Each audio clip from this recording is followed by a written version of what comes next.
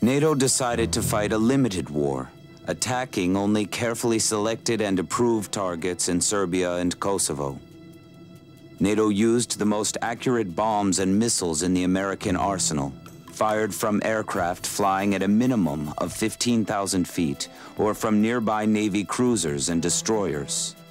From the beginning of the operation, the use of NATO ground troops in Kosovo was ruled out. NATO's plan to rely exclusively on air power came under immediate criticism.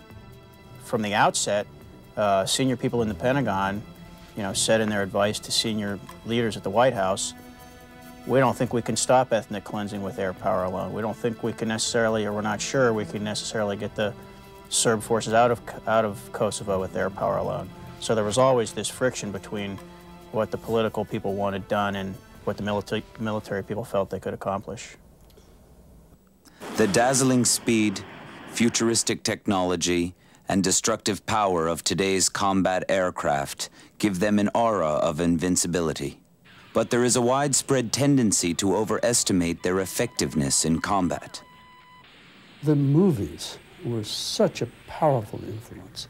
Everyone saw these marvelous photographs of aircraft sweeping in, shooting up the bad guys, and then going off while the music was playing. And so there was a myth of aircraft that had caught the American imagination. And those of us who were soldiers believed in this as well. And we believed in this until we had to learn differently.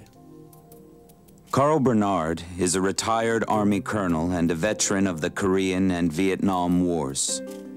Colonel Bernard claims to have been attacked from the air more times than any living American soldier.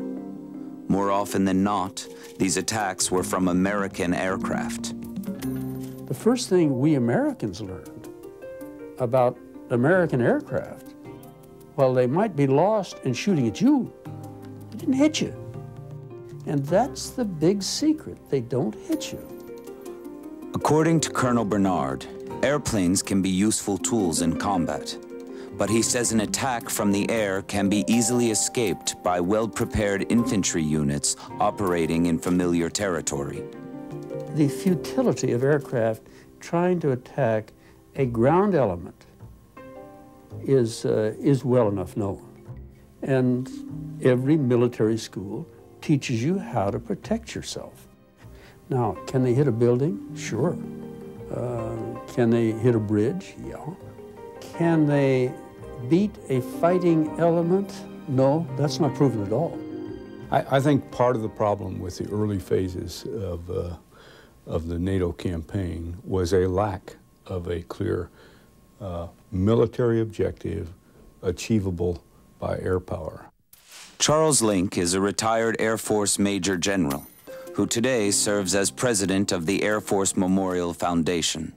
A strong advocate of air power, even General Link doubted NATO's ability to stop ethnic cleansing with bombs and missiles. You may remember that in the opening days of this conflict, I would suggest that somewhere in the neighborhood of 95% of all the expert military commentary predicted a failure. NATO's ruling out the use of ground forces in Kosovo and President Clinton's decision to reveal that information to the public fueled the dismay and pessimism of military leaders. The problem was to announce that we weren't going to use ground forces.